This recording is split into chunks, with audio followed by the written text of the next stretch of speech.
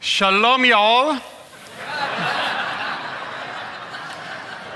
So, first of all, I would like to say thank you. Thank you, Becky and Rob and David, for your invitation and hospitality and generosity. My plan for the rest of you guys today is to get you excited about the fact that after 2,000 years of silence, the gospel is now finally being shared again in the land of Israel.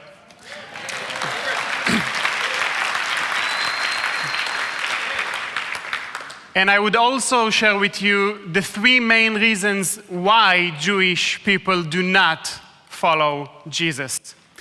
As some of you already know, our ministry, One for Israel, became kind of the leading evangelistic initiative in Israel, sharing the gospel with millions of Jews all over Israel. But before I dive into that, I would like to apologize to you all in advance. As an Israeli Jew, English is my second language, which, by the way, I've learned mainly by watching Seinfeld. True story, true story. So, if here and there I get stuck, show me some grace. Up until a few years ago, Jewish Israelis coming to know Jesus as their Messiah used to be an extremely rare happening. In fact, 70 years ago, with the re-establishment of the State of Israel, there were only 30 Jewish believers in Jesus all over Israel. Just 30. But in the last 4 or 5 years, we see a dramatic change. And that is what I will be talking to you about today. But first, I'm going to show you on the screens a short 3 minutes video that explains kind of everything that One for Israel is doing, because I'm only going to be concentrating on one thing. Enjoy. Over the last 70 years, Israelis have been at the center of the struggle, hungry for meaning, asking questions and searching for answers. Many find joy in the comfort of the world, while others drown in the sorrow of disappointment. But some have found the answer in one name, Jesus, or as we call him in Hebrew, Yeshua. One for Israel is an initiative of native-born Israelis who are on the forefront of high-tech evangelism, bringing salvation to Israel, raising up leaders and equipping them with the tools they need to transform their communities. And with an emphasis on winning souls, building disciples, and sending leaders, we promote the kingdom of God to both Jews and Arabs throughout the land of Israel. Our Bible college has now grown into a certified educational institution offering bachelor's and master degree programs, bringing Jews and Arabs together in the classroom and experiencing peace and unity in the name of Yeshua. From our campus, located in central Israel, we work together to proclaim the gospel of the Messiah through websites, a radio station, a television studio, classroom instruction, and the largest Christian library in Israel. Training, equipping, and providing a platform for the gospel to go forth. Also, in partnership with local authorities, we provide humanitarian aid to Holocaust survivors, caring for each and every generation with the love of Yeshua. Israel has always been on the cutting edge of internet technology, and with more Israelis online per capita than even the United States, Israel continues to be ripe for evangelism on the digital frontier. iGod, Messiah, Isaiah 53, Ex-Rabbi, and I Met Messiah, among others, are all tools and outlets provided by One for Israel so the Jewish people can hear, receive, and grow in their knowledge of the Messiah. We want to promote the message of the gospel in the land of Israel through the cooperation of Christians worldwide. Together, we can care for, educate, and reach out to both Jews and Arabs in the land of Israel.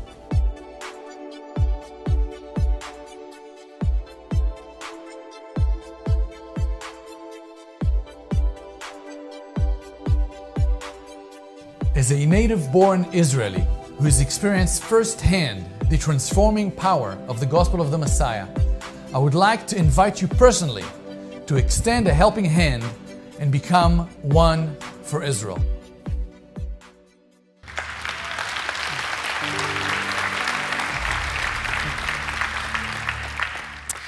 Okay, on the screen you saw the president of One for Israel, my boss, Dr. Erez Soref. This is my other boss. And you can pray for us, and later on you will learn why and how. I myself came to know the Lord about 20 years ago. Some of you are now looking at me and asking yourself, were you even alive 20 years ago? I'm actually 35, I just look young. And I came to know the Lord because I was challenged and provoked to jealousy by Gentile Christian believers while I visited Canada for a few weeks. And God really blessed me in the ability to combine two of my greatest passions in life. One of them is my professional background, which is media and advertisements. And the other one is the word of the Bible, theology, the gospel, and I'm actually about to just now complete my doctorate with Dallas Theological Seminary. Don't worry, I'm not, thank you. I'm not anything. Today my role with One for Israel is the Director of Evangelism and Apologetics. And let's talk about that. Let's talk about evangelism and Israel today. Now, in Israel today, we have 9 million people, and only 0.3% of them are born again Jewish believers in Jesus. How come?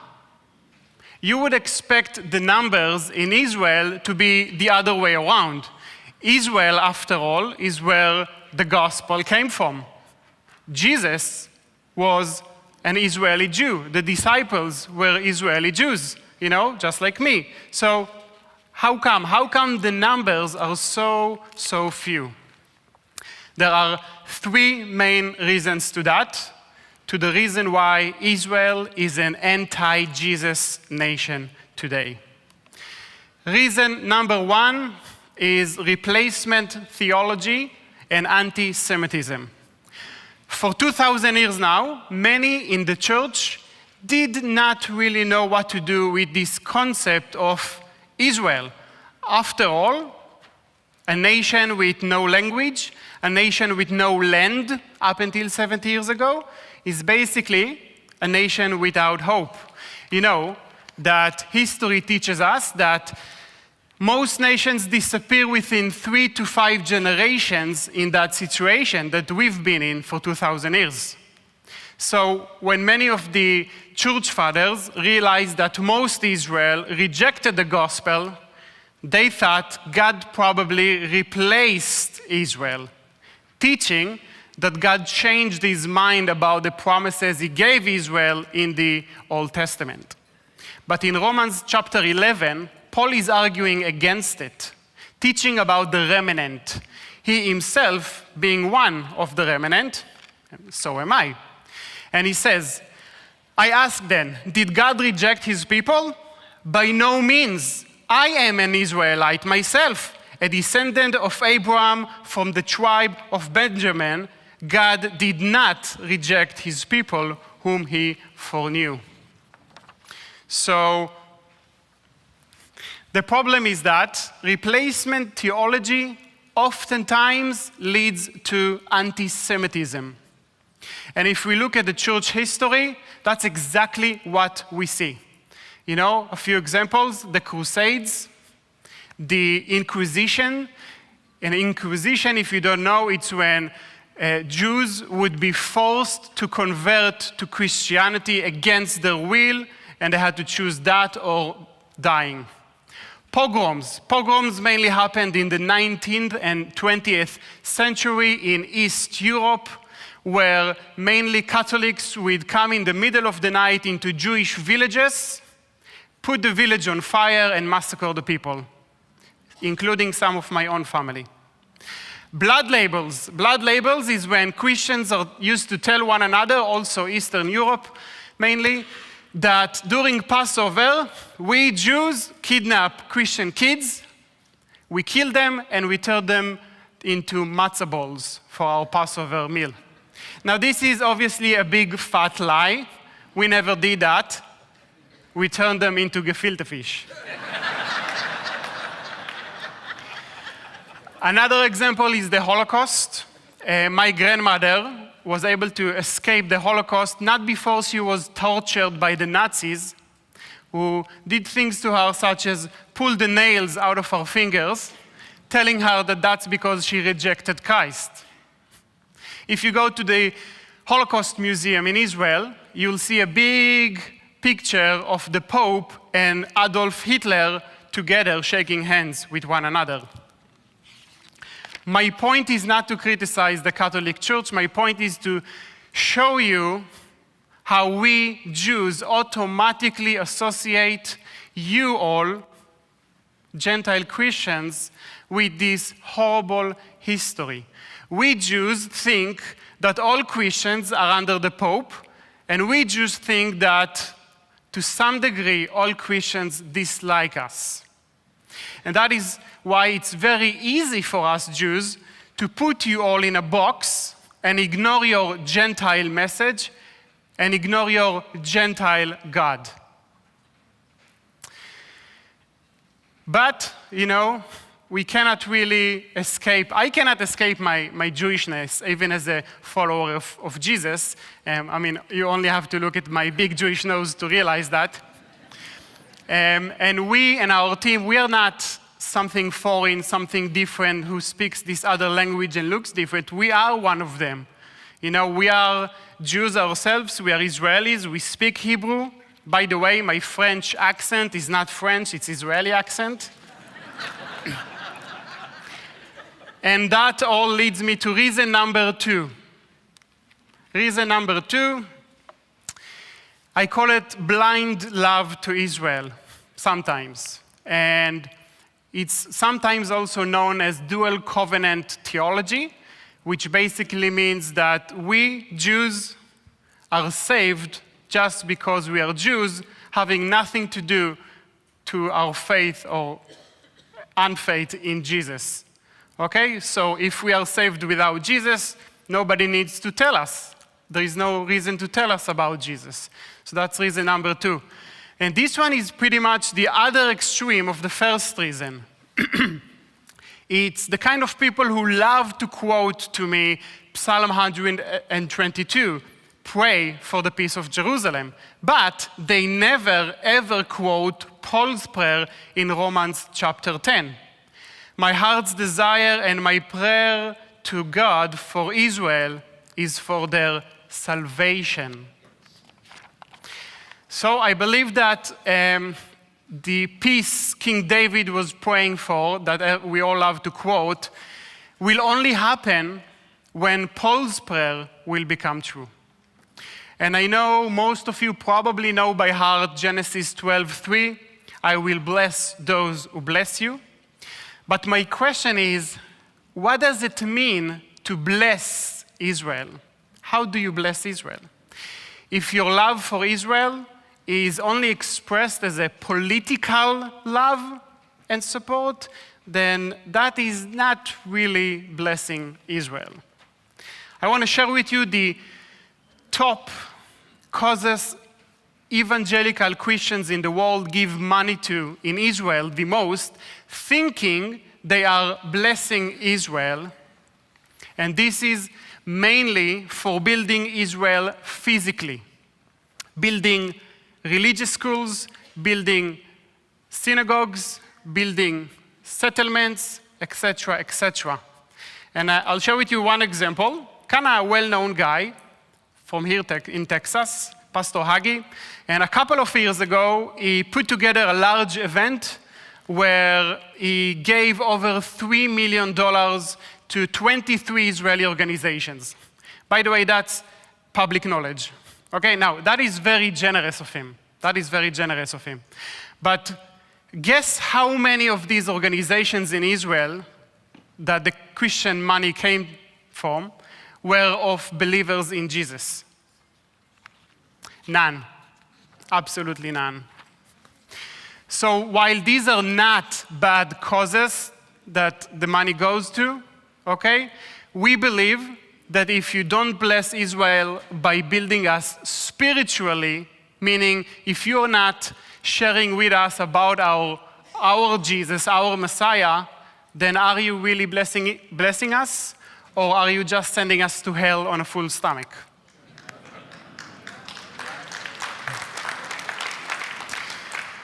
I believe that your calling as Christian Gentiles is not to buy us more tanks or build more religious schools. Your calling as Christian Gentiles is first and foremost to provoke us to jealousy. And we need to be jealous of your relationship with our God, which is only available and only possible through Jesus Christ. Amen. Okay, this leads me to reason number 3, and that is what our rabbis teaches us about Jesus in those synagogues and religious schools that some of you maybe helped build. Okay, let's talk about the word Jesus, about the name Jesus. The connotation of Jesus in the West, like Europe and here in the States, is usually pretty positive. People might not like Christianity, they might not like Christians, but they're usually okay and maybe even positive with Jesus himself. If you take Jesus to Islam,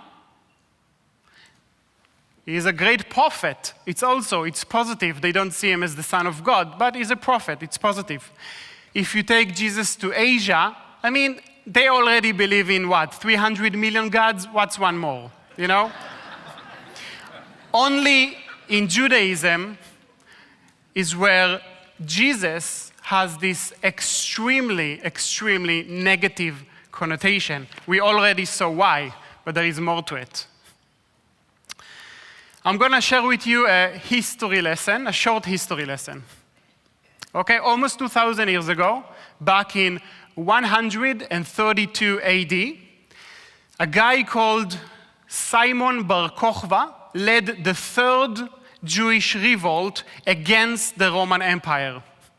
When halfway through the revolt, Rabbi Akiva declared Simon Bar Kokhba, who by the way was a soldier famous of his barbaric cruelty, to be the Messiah.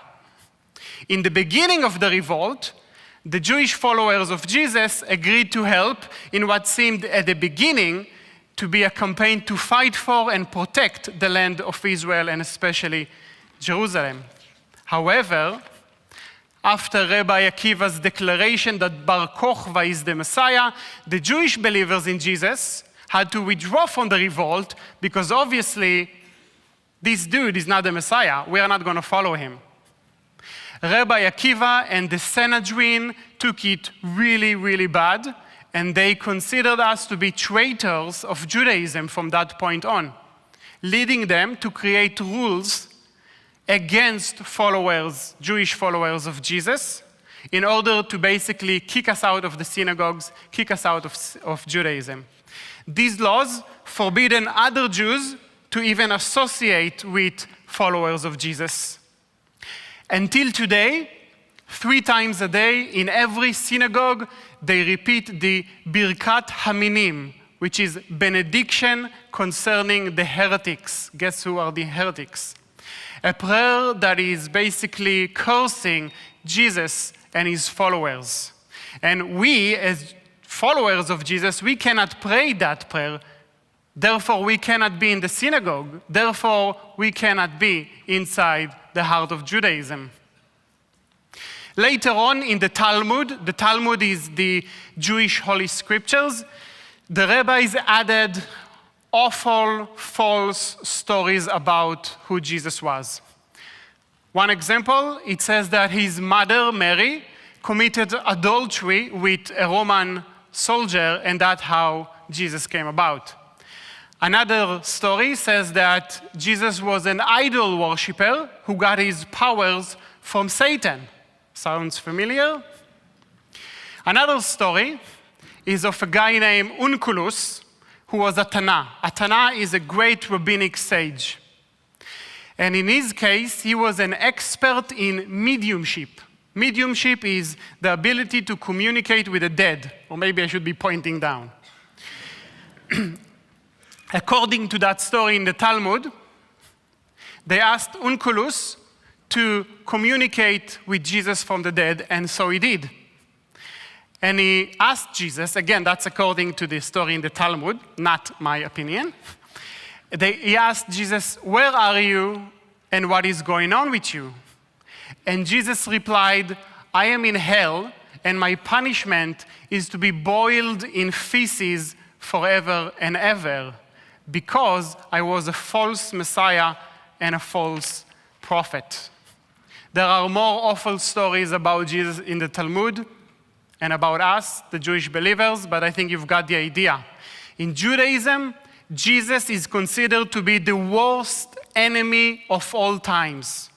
Jewish people look at Jesus as the blame for anti-Semitism in the world. Now remember, in Jewish history, any kind of a spiritual message that somebody wanted to bring in must be first approved by the gatekeepers, who are the Orthodox rabbis, who used to be the Pharisees. We see that in the New Testament, and they rejected Jesus and his message. And Jesus himself accused them in Matthew chapter 23, verse 13. "Scribes and Pharisees, hypocrites, for you shut the kingdom of heaven in people's faces." And for 2,000 years now, Jesus is kept out of Judaism. And for these three reasons, you now understand why Jesus is the best kept secret in Judaism. By the way, I realize that what I've just shared with you about Jesus in the Talmud can cause your heart to react in bitterness and hatred even, enmity and resentment against Jewish people, which can lead and will lead to anti-Semitism. But please choose compassion and grace like the heart of Jesus when he was on the cross. "Father, forgive them, for they do not know what they are doing." Amen. So now you understand why most Jews do not believe Jesus to be the Messiah, and why Jewish evangelism is so difficult like no other. Now, how is all of that relating to what is going on today and to the conference today? To make things even more difficult for you, if you take Jesus' words in Luke 13:35 as futuristic, which is, by the way, as the way most scholars do, this means that Jesus is not coming back until we, Jews, accept him.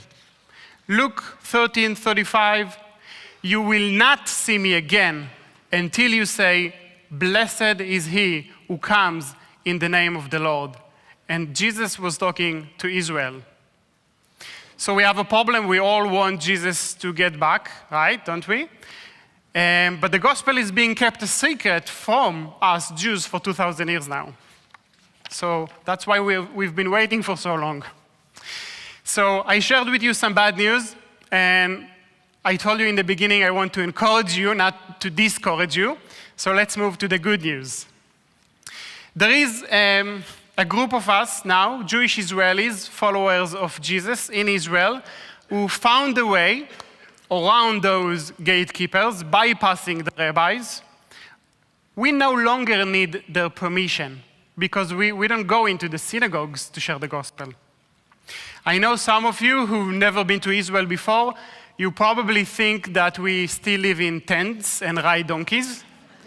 That is true, no. Some statistics, 99% of all of Israel is connected to high-speed internet connection, even outside of the homes, even if you go to the beach or anything like that. We are first in the world in the amount of time we spend online surfing the web, 60% more than the average here in the United States. Every 100 Israelis will own 122 computers, which is also first in the world. I own 3 computers. If you ask me why do I need 3, I don't really know. We are first in the world in the amount of time we spend on social media and specifically on YouTube watching video clips. So, when your children are taking a shower and having dinner, we are on our laptops watching video clips on YouTube. So, that's not necessarily a bad thing, because that means that we can meet Israelis where they are at. And that is not the synagogue. That is online, on the internet. Now, let me tell you something. We know how to relate to Jews and Arabs because we know how to share with our own people. It's not somebody foreign, it's our own people. We don't share with them the Jesus that they were taught about, which is, from the movies, usually a Gentile Jesus, a blonde Jesus, blue eyes Jesus, European Jesus, who's been hanged, dead for 2,000 years now on a Roman Catholic cross. That's not the one we are sharing. We share with them Yeshua. Yeshua, the word Yeshua means salvation. We share with them Yeshua, the Jewish Israeli Messiah, who loves them so much that he gave his life for them. A Messiah that was resurrected, and he is alive, and he can change their lives as well. Amen.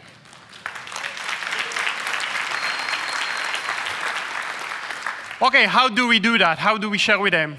Most of our work is in the Hebrew and Arabic language, but we also have some content in English that is available for you. I will quickly run with you over a few things that we do. When you come to Israel, or as an Israeli, if you walk into a secular bookstore, you can find any kind of book on spiritualism and religion besides one book. You will never find the New Testament in Hebrew in bookstores in Israel. So we make sure that it is available for them in any possible way for free. We also operate the one and only Christian radio station in Israel. We produce testimonies of mainly Jewish people who came to know the Lord, but also Arabs and Muslims. Okay? And basically, we have 3 main testimony series that we do, Hebrew, Arabic, and English. And on the screen, you're going to watch now a 2-minute short teaser of the Hebrew ones with English subtitles. להיות מוחשב כאחד משונאי ישראל זה מצב מאוד מאוד לא נעים. ובאיזשהו שלב נורא פחדתי מהזהות של עצמי. מה יקרה? מה יגידו ההורים שלי? מה יגידו האחים שלי? לא יודעת איך אנשים יגיבו. עם ישראל הוא עם קשה עורף. כשאתה מאמין בישוע, אנשים יקללו אותך. קיבלתי איומים על החיים שלי. לקבל יריקה, לקבל דחיפה, לקבל החרמות וכן הלאה. אנחנו הולכים לעשות הכל כדי שאתה תפסיק להאמין. דחייה, שנאה, איומים. לא רציתי להפסיק להאמין. אבא שלי התחיל להרביץ לי. קיבלתי מכות. רק בגלל שאני מאמין בישוע. אסור לי לדבר על זה. ולכן האינסטינקט הוא להסתיר את זה. אף אחד לא צריך לדעת על זה. התביישתי בזה. זאת האמת. איך זה שעם שלם הולך אחרי הוראת שקר? האם מנסים להסתיר מאיתנו משהו? 2000 שנה משקרים לעם שלי. תקשיבו. ישוע. יהודי לחלוטין. הוא חיכה 2000 שנה. ישוע הוא אל שדי. הוא משלנו. הוא המשיח היהודי. הוא מת בשביל כולנו. ישוע קפץ למים להוציא אותי. הוא נתן לי חיים במוות שלו. איך אפשר לא לתת את החיים שלך בשביל מישהו שעשה דבר כזה בשבילך? אין מצב שאני אגיד לזה לא. האהבה הזאת. אהבה מושלמת. אנשים זקוקים לישוע. איך אני יכול לשמור כזה דבר בסוד? אני יהודי שמאמין בישוע המשיח. כבר לא חיפשתי להסתתר. אני לא יכולה להתכחש בתוך תוכי. והחלטתי פשוט ללכת אחריו. אין יותר אמיתי מזה עכשיו, כבר כל המדינה יודעים על זה. הרגשתי חופשי, ממש חופשי וקל.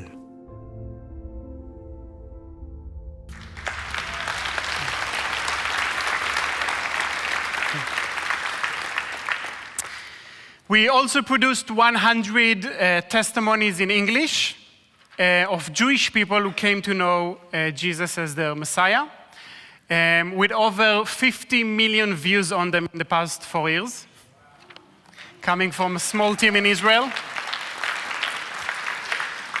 And I'm gonna let you watch one. It's about 5-6 minutes, and it's a very famous Jewish scientist. If you're into science, you'll know Dr. James Tour. His story, I think, is very powerful. Maybe if we can dim the lights this time would be even more awesome. Thank you.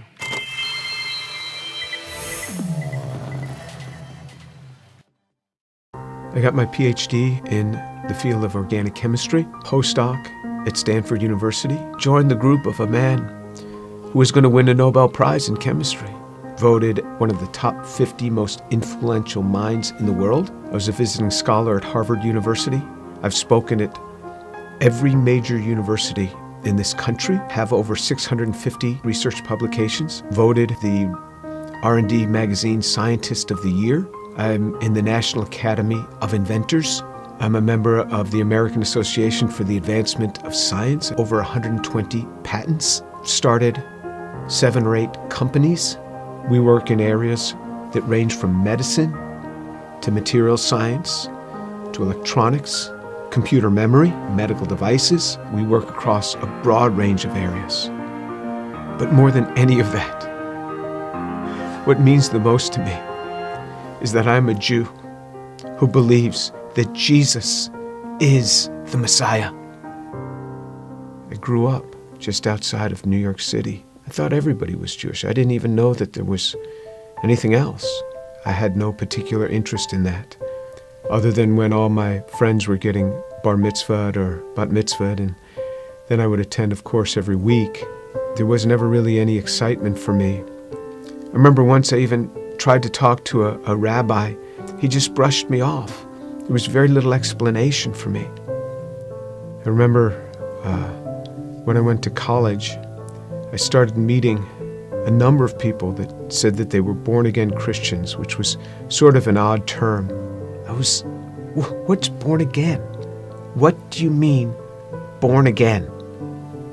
One person saw me in the laundry room. He said, "Do you mind if I give you an illustration of the gospel?" And I remember we sat there and he actually started to draw a picture. A cliff with a man on one side, and he drew a little man, and then another cliff with God on the other side, and a big chasm in between that he labeled with sin. And I looked at him, I said, "I'm not a sinner. I've never killed anyone. I never robbed a bank. How could I be a sinner?" And he had me read a verse from the Bible. "For all have sinned and fall short of the glory of God." In modern Judaism, we never really talked about sin. I don't remember ever talking about sin in my home. So he turned to another passage. Jesus said, "I say to you that everyone who looks upon a woman with lust for her has already committed adultery with her in his heart." Pow! I felt just as if I had been punched right in the chest. Here I was, new in college. I didn't think anybody knew. I would pick up these magazines and I became addicted to pornography. It was just through those magazines. And all of a sudden, something that's written in the Bible, somebody who lived 2,000 years ago is calling me out on it. And I felt immediately convicted. And that now I realized I was a sinner. When I read in the scriptures what sin is, then I knew I was a sinner. How am I going to get to God? We Jews know this better than anyone else. Without the shedding of blood, there is no forgiveness of sin. This description in Isaiah 53 of how he will bear upon himself my sin, the things that I had done. And this was him. This was the man that took this upon himself on the cross. The perfect God comes and gives himself for us. He is the one that gives himself for us.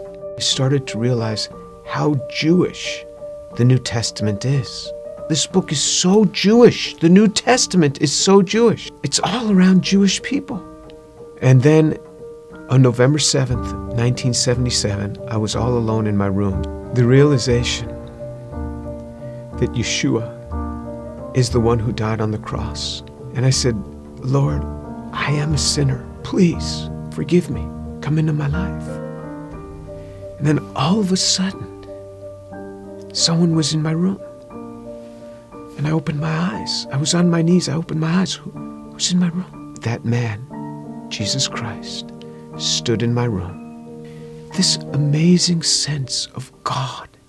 Jesus was in my room, and I wasn't scared. All I started doing was just weeping. The presence was so glorious because he was there in my room on that day. And I didn't want to get up.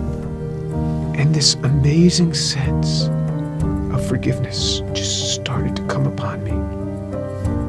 That was him. Finally, I got up. I didn't know what to do. I didn't know who to tell. Here's this Jewish kid from New York City. What am I going to say? My cousins were shocked. How could you do that? You're Jewish. Telling my mother how I had invited Jesus into my life. She didn't say much.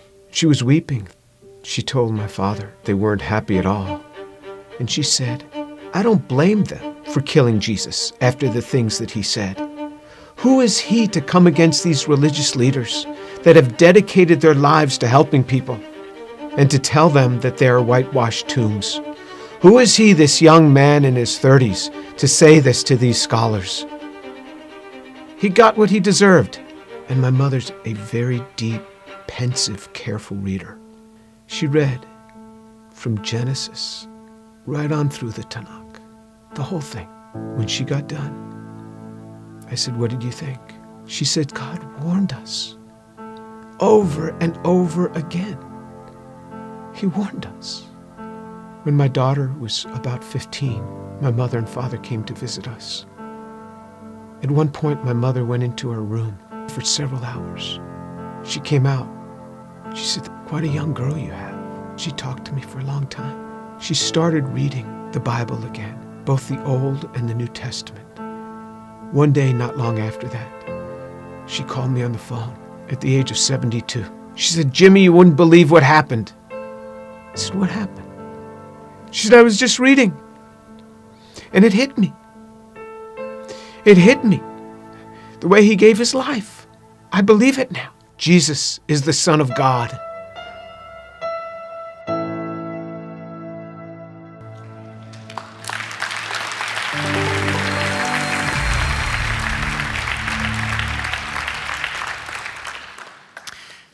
You know, we love, inside the church, we love to concentrate on how Satan is using media, don't we? Now you can see how God is using the media. Let me share with you a little bit more. On the screen you can see some statistics. We also do a lot of Jewish apologetics, which is answering rabbinic objections against Jesus. And as you can guess, there are 2,000 years worth of objections to deal with. And just as no Catholic person would ever speak against the Pope, Jewish people do not speak against the rabbis. That's the authority. Okay? But we do. We came out with so far 150 short videos quoting the main rabbinic objections against Jesus and answering them, as well as teaching the messianic prophecies in the Old Testament and sharing the gospel. A lot of that I turned into a book, translated to English, and you can get it. It was released in January of this year, and it became a bestseller pretty fast after that. You can get it later on. You know, in those videos, it's not videos from old religious rabbis, but from young male and females, which is very refreshing in Judaism, especially to see a young woman, because a woman will not be talking about God in Judaism. And I'll share with you now another short video, an example of what we do when I say evangelism. It's an evangelistic video we produced in Jerusalem in Hebrew, but this time we dubbed it to English for you. Enjoy.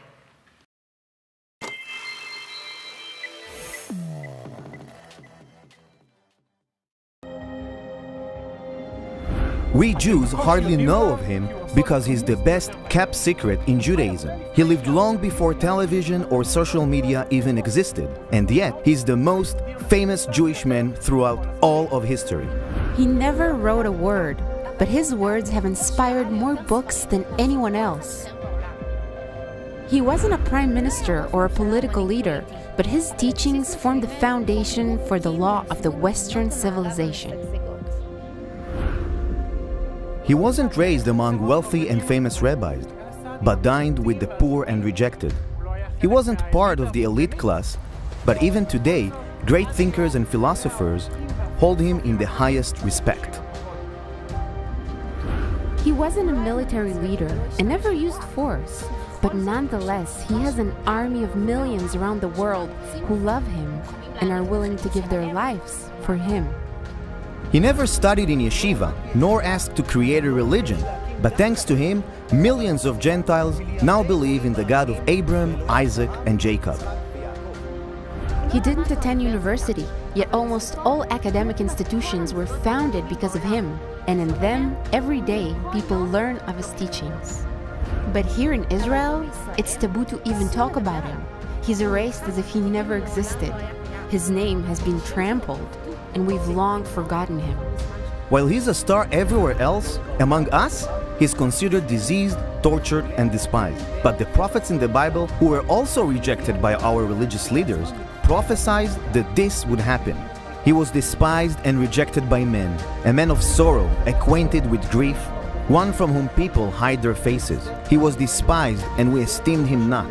Surely he has borne our griefs and carried our pains. Yet we esteemed him stricken, struck by God, and afflicted. But he was pierced because of our transgressions, crushed because of our iniquities. The chastisement for our shalom was upon him, and by his stripes we are healed. We all like sheep have gone astray. Each of us turned to his own way. So God has laid on him the iniquity of us all. In the time when the political leaders were religious and the religious leaders were the politicians, God was a hidden captive. Anyone who wanted access to God had to swear allegiance to them, bow to them, and give financially. Then the Messiah, with no army or weapons, fought against this twisted oppression to make God freely available, building a bridge to God with his own body.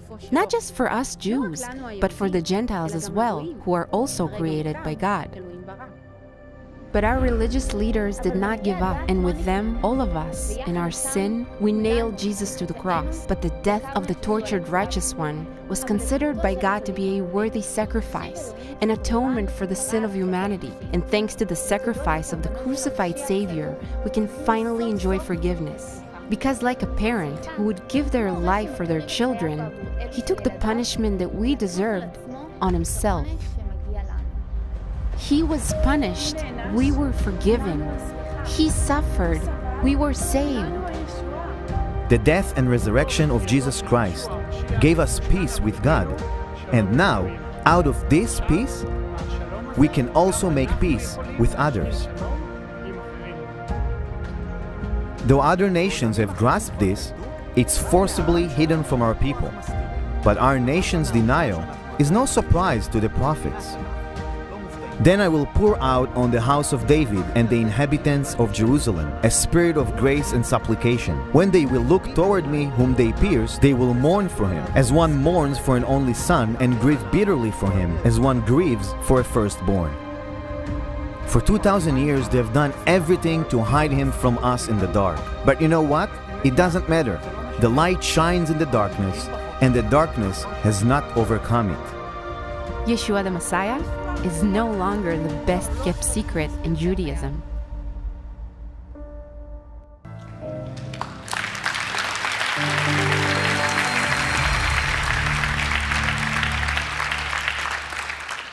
Okay, moving on.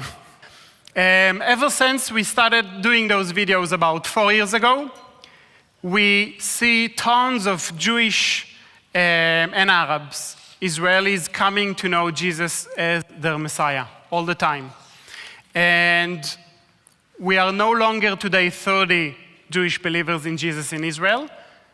Today, 70 years later, we are about 30,000 Jewish believers in Jesus in Israel.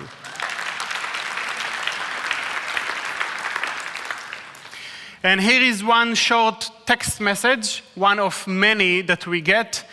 Again, we've translated it from Hebrew to English. It's from a young teenager in Tel Aviv. Shalom.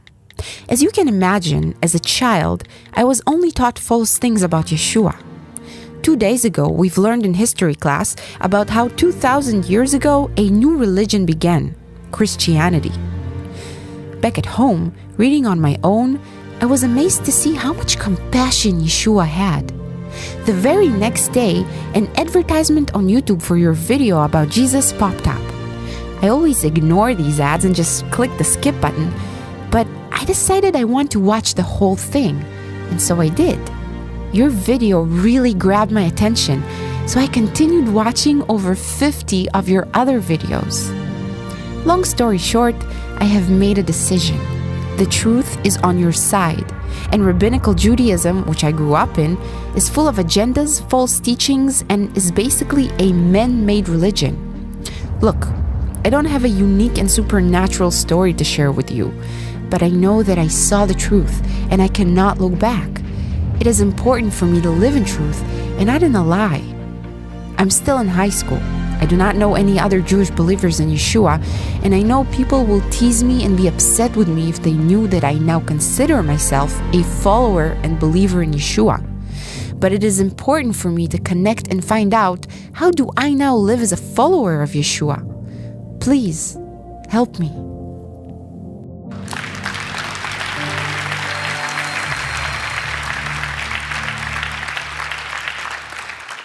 For the sake of time, I'll just share with you some last statistics. Worldwide, we have between 90 and 100 million views on our videos. A lot of them went viral on the web. People like them, so they share them. And just take in mind that you only have 15 million Jews in the world today. And inside Israel, you have 6.8 million Jews. And inside Israel, in Hebrew, our videos have been seen 27 million times. And that is big, because after 2,000 years of nobody talks about Jesus, all of a sudden, everybody talks about Jesus. Okay? Hallelujah.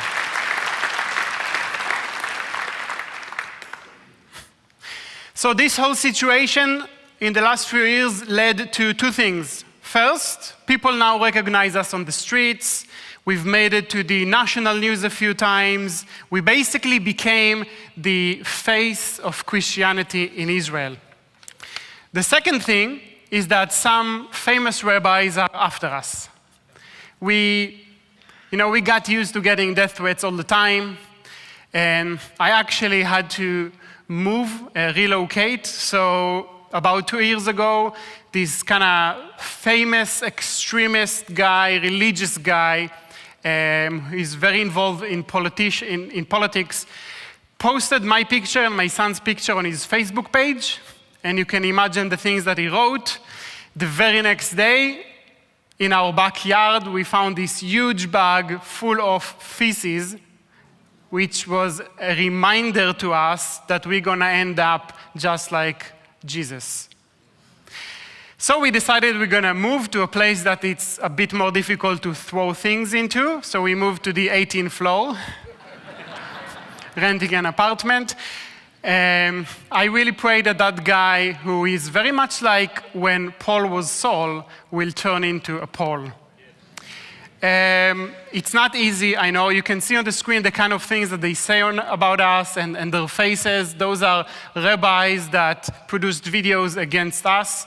And they usually don't take the highway, as you can see. But we love them, and you know what? I would give up my life to see them getting saved. Okay, last slide. Everyone talks about their books. I will talk about my book. It was released on January of this year.